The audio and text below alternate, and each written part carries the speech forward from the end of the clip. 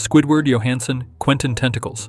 At first glance, he's just the miserable neighbor, the cashier at the Krusty Krab, the guy who ruins every moment of fun for SpongeBob and Patrick. He's selfish, short-tempered, and honestly, kind of unbearable. Surprisingly, there is something about Squidward that makes us understand him, even empathize with him, even if we don't want to admit it. As kids, we saw him as the ultimate annoyance, the character we wished would disappear from the screen. As we grow older, something changes. Life hits us with reality, with the frustrating truth that not all dreams come true, and not everyone is as cheerful or kind as we once believed. Suddenly, Squidward doesn't seem so bad. He starts to feel eerily familiar. By the end, you might start seeing Squidward not just as a cartoon character, but as a surprisingly human reflection of frustration, ambition, and the pursuit of happiness. When we were kids, SpongeBob was the one we related to the most. He was endlessly optimistic, naive, and ready to believe that everyone was good at heart. Life seemed simple, full of possibilities and small victories. Squidward, on the other hand, was the ultimate annoyance. He was gloomy, arrogant, and constantly ruined the fun. We didn't understand him, and honestly, we didn't want to. As we grew up, something changed. Life started teaching lessons the hard way. Dreams didn't always work out. People weren't always kind. Jobs could be tedious and unfulfilling. And suddenly, Squidward started to make sense. His cynicism became relatable. His frustration at work, his desire for peace, his inability to get what he wanted, all of it mirrored experiences we started having ourselves. We began to see him as more than a grumpy neighbor. He became a reflection of the harsh realities we were learning to face. The character we once hated now felt like a mirror of our own frustrations. The laughter at his misery slowly turned into empathy.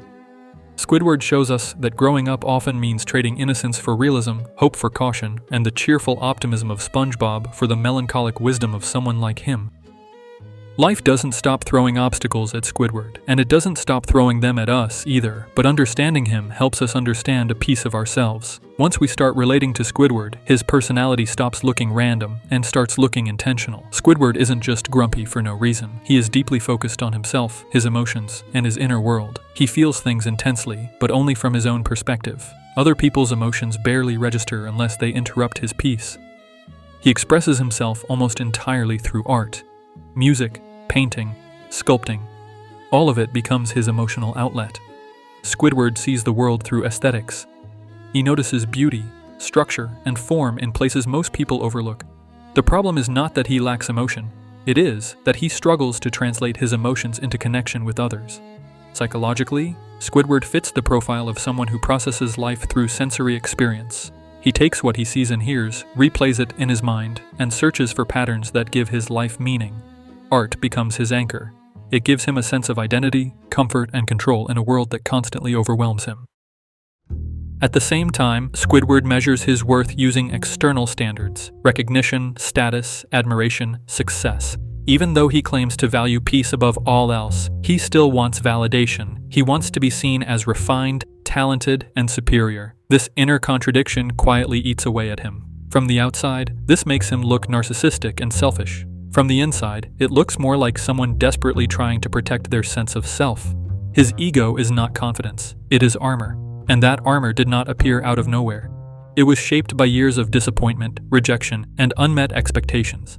Because long before SpongeBob ever moved next door, Squidward had already learned what it feels like to fall short.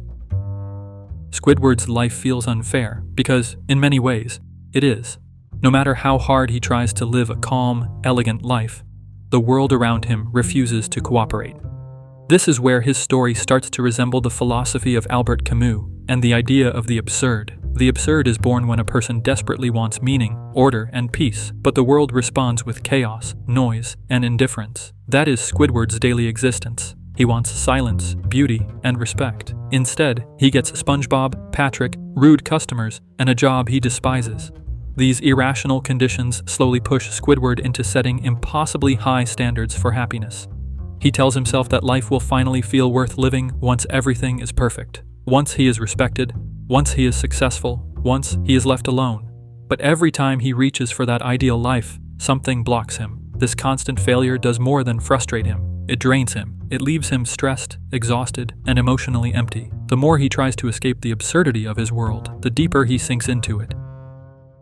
Camus argued that the absurd does not disappear when we chase happiness harder, it grows stronger. Squidward unknowingly proves this point over and over again. His refusal to accept the randomness of his life only magnifies his suffering, and the weight of that suffering did not begin at the Krusty Krab. It started years earlier, in a place that shaped his ego, his shame, and his sense of failure forever, where he met his lifelong rival, Squilliam Fancyson.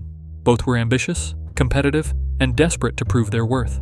The difference is that Squilliam succeeded in every way Squidward didn't: wealth, status, admiration. While Squilliam rose, Squidward stayed behind, stuck in a life that never matched his expectations. That gap between who he wanted to become and who he actually became turned into shame. Every time Squilliam reappears, he makes sure to remind Squidward of that failure. In Band Geeks, he openly mocks him for never achieving anything since graduation. In Squilliam Returns, Squidward lies about owning a 5-star restaurant just to avoid humiliation. These moments are not about competition anymore. They are about survival of his ego. This rivalry feeds directly into Squidward's depression. His dreams feel buried, his talent feels unrecognized, and his self-worth depends on comparisons he can never win. The more Squilliam belittles him, the more Squidward internalizes the idea that his life is a disappointment. And once that belief sets in, every failure hurts deeper than the last. With his dreams slipping further away, Squidward turns to the one thing that still gives his life meaning: art, music, painting, sculpting. These are not hobbies for him, they are lifelines. Almost every piece he creates is a reflection of himself, his face, his body, his emotions frozen in form. On the surface, this looks like pure narcissism, but psychologically, it feels more like self-preservation. When the world refuses to validate him, he validates himself. This is why his attachment to the clarinet runs so deep. In the episode Squidward in Clarinet Land, losing it sends him into panic, hallucinations, and total mental collapse. His mind spirals into distorted worlds, mirrors, and nightmares, all triggered by the fear of losing that instrument. That reaction is not normal attachment. It suggests that the clarinet has become part of his identity. Without it, he feels like he disappears. Art is the way Squidward releases pain he cannot put into words. The clarinet becomes his escape from emptiness, a tool that helps him survive his depression. So when people laugh at his playing or dismiss his talent, it does not just hurt his pride. It threatens the only thing holding his sense of self together. Art is not Squidward's only escape. He also believes happiness lives in solitude. A quiet house, a slow routine, no interruptions, no noise. This version of life becomes his ultimate standard for peace. He convinces himself that if he could just be left alone, everything would finally feel right. But reality never allows that fantasy to exist. SpongeBob and Patrick constantly invade his space, destroy his home, and shatter every attempt at calm. While they are meant to be lovable, their chaos feels cruel when seen through Squidward's eyes. Over time, his frustration hardens into resentment. Every interruption becomes proof that the world is against him. The cruel irony is that this obsession with a perfect, undisturbed life only makes him more miserable. By turning peace into a requirement for happiness, Squidward traps himself. Every disruption feels like a personal failure. Every bad day confirms his belief that happiness is always just out of reach. In Squidville, Squidward finally gets everything he thinks he wants: silence, order, neighbors who think exactly like him. Every routine is smooth, predictable, and perfectly controlled. For a moment, it feels like he has escaped his suffering. But that feeling does not last. The days blur together. The repetition drains him. Instead of peace, he finds boredom. Instead of fulfillment, he feels emptier than before. The same paradox appears in SB-129. When Squidward is accidentally frozen for over 2,000 years, he wakes up in a future where no one bothers him. Total isolation. No SpongeBob, no Patrick, no noise. Yet when he becomes trapped in nothingness, completely alone, fear takes over. He clings to his clarinet but cannot enjoy the silence he always begged for. The loneliness becomes unbearable. This contradiction exposes the core of Squidward's suffering. He wants solitude, but he also needs connection. He wants peace, but chaos gives his life movement. No matter what he gets, it never satisfies him, because his desires are constantly fighting each other.